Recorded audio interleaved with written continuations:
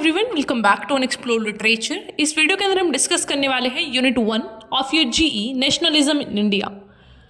तो इसका syllabus already I have shared on Telegram channel, तो वहाँ पे आप कनेक्ट होके उसको एक्सेस कर सकते हैं।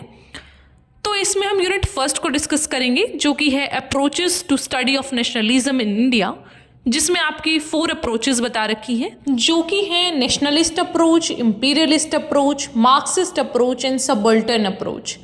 तो ये बहुत ज़्यादा इंपॉर्टेंट है। ये एक क्वेश्चन पक्का आएगा आपके एग्जाम में, या तो फिर ये आएगा कि नेशनलिज्म क्या है and how are we defining the different approaches of nationalism. तो ये क्वेश्चन आ सकता है, या फिर एक अप्रोच आपसे पूछ लेंगे कि इस अप्रोच के ऊपर आप 10 मार्क्स का क्वेश्चन लिखिए। तो ये वीडियो आपको बहुत ध्यान से देखना है, लास्ट तक किसी भी पॉइंट को मिस नहीं करना। और जो आपको पीपीटी में नोट्स प्रोवाइड किए गए हैं दोज आर इनफ, लेकिन जो मैं बोल रही हूँ that will be extra then this. तो I am telling you in very advance कि आप अपने भी नोट्स बना सकते हैं। So now without wasting much of your time, let's start the video. And हमारा पहला टॉपिक रहेगा कि व्हाट इज नेशनलिज्म, जिसकी हम अप्रोचेस स्टडी कर रहे हैं। एक्चुअल में उसका मतलब क्या है? Nationalism in India refers to a strong sense of identity and pride among Indians based on their shared history, culture and struggle for independence.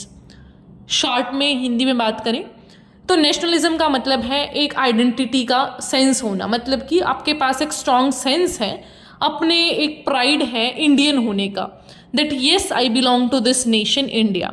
और फिर आप क्या करेंगे, वो जो आपका शेयर्ड हिस्ट्री है, कल्चर है, स्ट्रगल है इंडिपेंडेंस के लिए, उसके लिए भी आप प्राउड फील करेंगे। तो दिस फीलिंग इज नेशनलिज्म।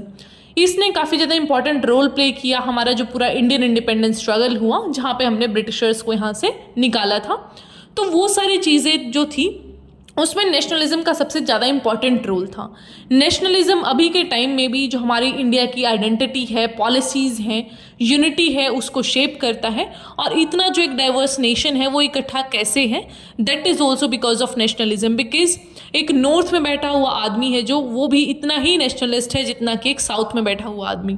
तो कितने भी हमारे डिफरेंसेस हों, कितने ही हमारे खाने अलग हों, पहनावे अलग हों, बोलियाँ अलग हों, लेकिन एक जो देशभक्ति की भावना है हमारे अंदर, that can not be taken away, क्योंकि वो हमारे खून में बसी हुई है। We just think about it कि हम जब भी सोचते हैं कि हमारा क्या पास्ट रहा है, कितने अच्छे लीडर्स हमारे रहे हैं, कितने अच्छे रिवोल्यूशनरीज हमारे रहे हैं, इन्होंने अपना पूरा ऐसा जान कुर्बान कर दिया पूरे देश के लिए, अपनी पूरी लाइफ को ही देश के हित के लिए लगा दिया। तो जब हम इन चीज़ों के बारे में सोचते हैं तो हमारे अंदर जो एक प्राइड का सेंस आता है, दैट इज़ नेशनलिज्म।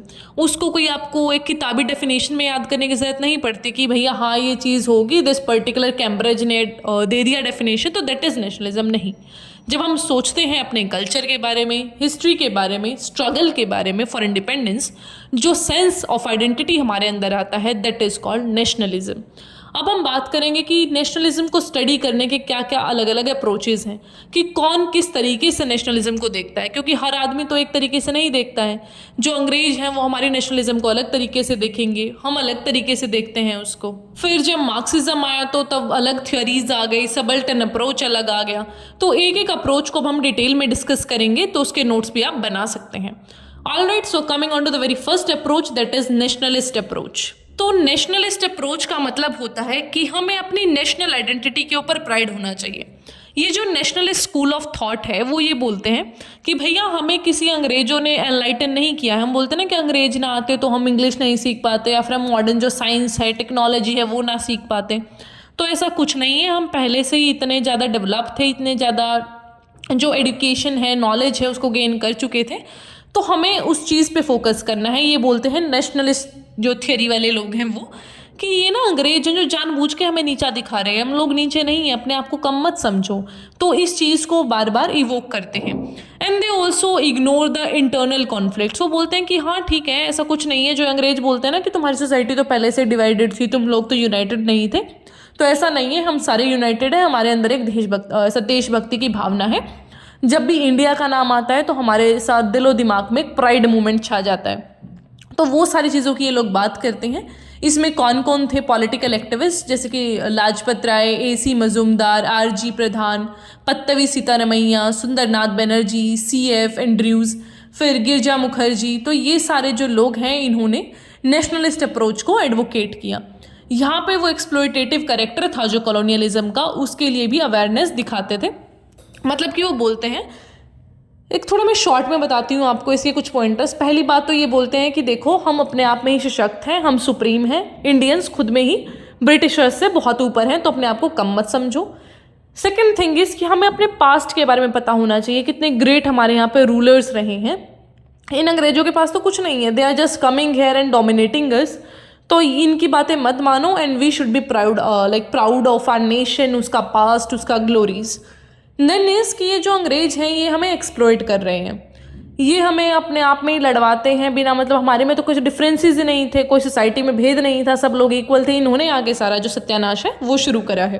तो ये तो थी नेशनलिस्ट थियरी। अब इसकी वीकनेस देख लेते हैं। सबसे पहली वीकनेस इस थियरी की ये है कि ये ना क्लास और क्लास, जो कास्ट डिवीज़न है, क्लास एंड कास्ट डिवीज़न, उसको इग्नोर करते हैं। ये सिंपली सीधा बोल देते हैं कि हमारे यहाँ तो कोई कास्ट क्लास डिवीज़न है ही नहीं, ये तो अंग्रेजों ने किया है आके। तो that is very wrong, because ये हमें बहुत पहले से देखने को मिलता है, वैदिक एज से ये सारी चीज़ें हो रही हैं। तो उसको आप इग्नोर नहीं कर सकते जस्ट टू प्रूव कि हाँ भाई हमारा ग्लोरी है, हमारा पास्ट है। देन इसकी जो स्ट्रेटजीज थी और जो आइडियोलॉजीज थी वो अलग अलग थी, जो हर एक आदमी था उसकी, तो वो हमें उसमें कुछ ज़्यादा हेजेमनी मिलता नहीं है। देन इसकी जो क्लास स्ट्रगल्स चल रहे थे दोज वर डिफरेंट, तो उनको भी इन्होंने ज़्यादा इंपॉर्टेंस दिया नहीं। इसलिए जो नेशनलिस्ट अप्रोच है उसके ये 3 वीकनेस आपको मेंशन करने पड़ेंगे जब भी ये क्वेश्चन आएगा। Now the second theory is imperialist theory. इसको कैम्ब्रिज स्कूल भी बोलते हैं नेशनलिज्म का। तो इसमें कौन कौन थे? लॉर्ड डर्फिन, कर्जिन, मिंटो, ये सारे अंग्रेज मिलेंगे, क्योंकि वही तो अपने आप को एडवोकेट करेंगे कि भैया हम तो इतने अच्छे थे, हमने तो ये कर दिया। तो ये लोग क्या करते हैं, जो इंडियन हिस्ट्री है ना उसको अपनी तरफ घुमा के बताते हैं। बोलते हैं कि यार हम कितने अच्छे हैं, ये जो इंडियंस हैं ये तो आपस में लड़ते रहते थे, इनकी तो खुद की लड़ाइयाँ नहीं ख़त्म हो रही थी, ये क्या हमसे लड़ेंगे।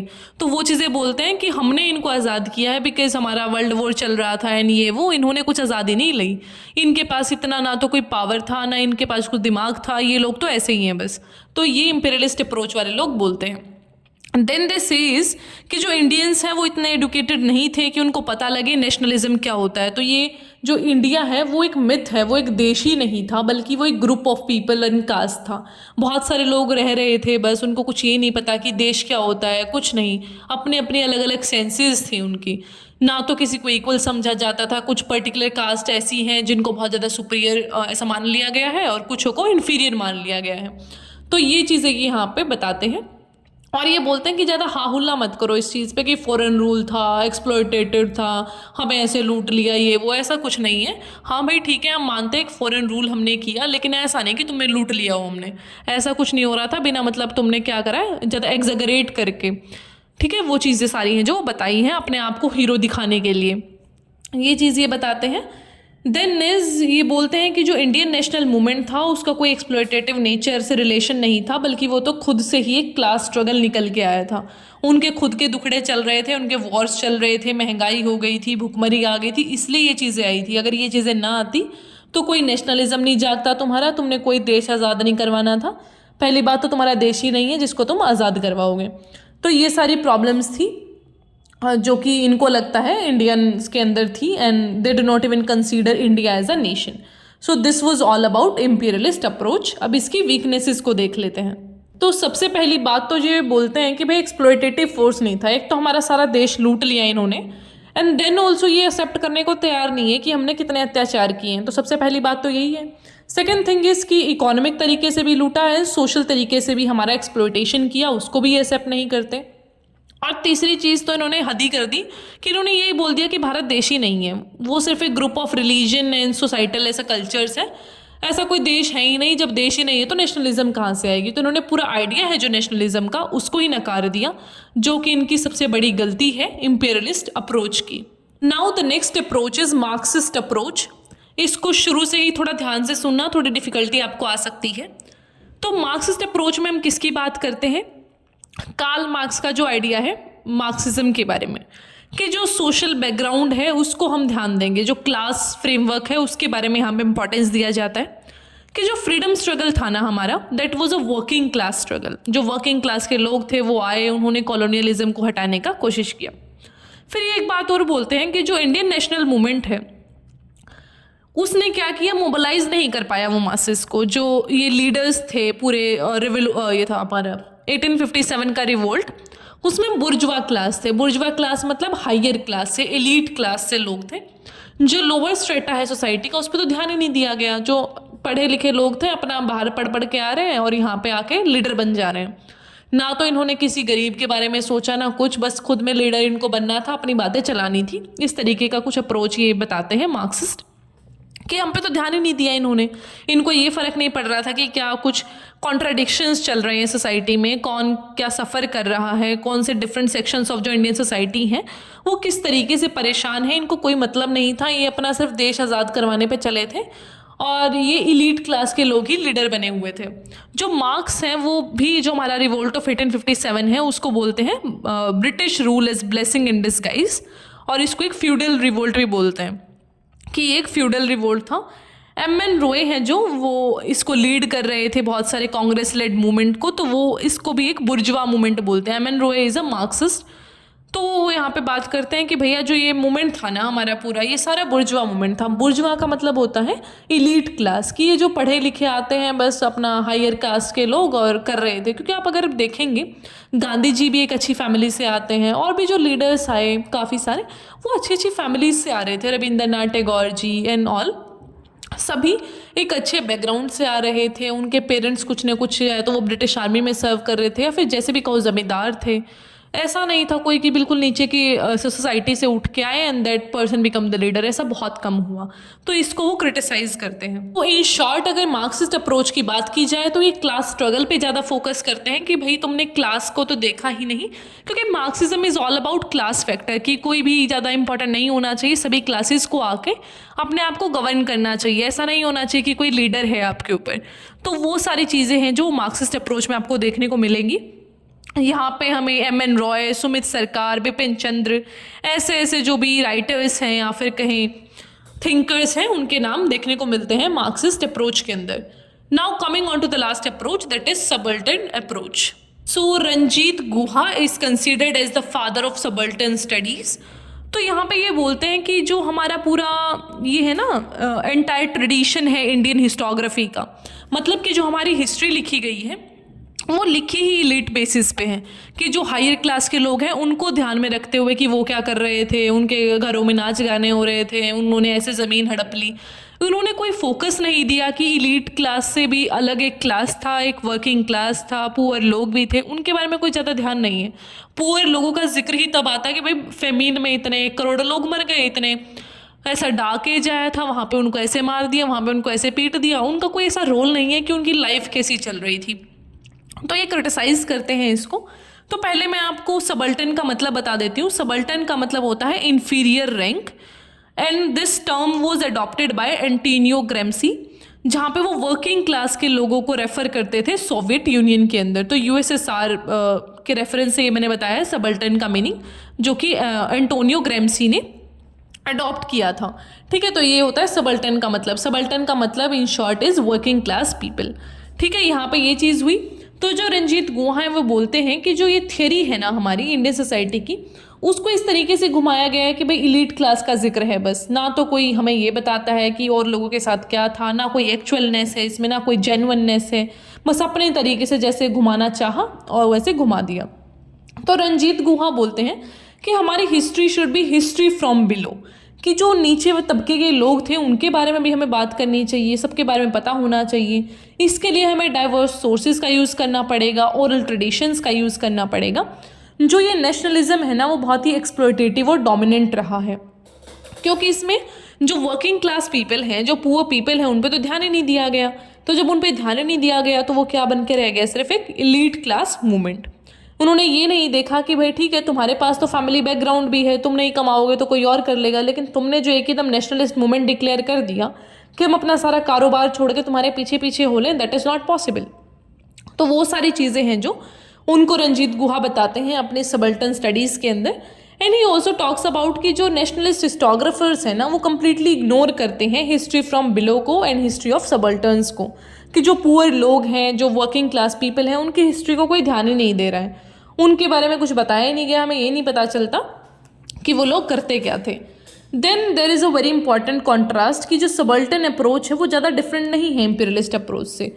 यहाँ पे वो दो सोशल स्ट्रेटा की बात करते हैं, जैसा इंपीरियलिस्ट अप्रोच में बताया गया था ना कि भाई इंडिया कोई नेशन नहीं था, बल्कि यहाँ पे तो बहुत सारे क्लास डिविजन्स थे पहले से ही, ना इनके अंदर कोई नेशनलिज्म की भावना थी। तो इसी चीज़ को हल्के तरीके से एक्सेप्ट करते हैं सबल्टन अप्रोच वाले भी लोग।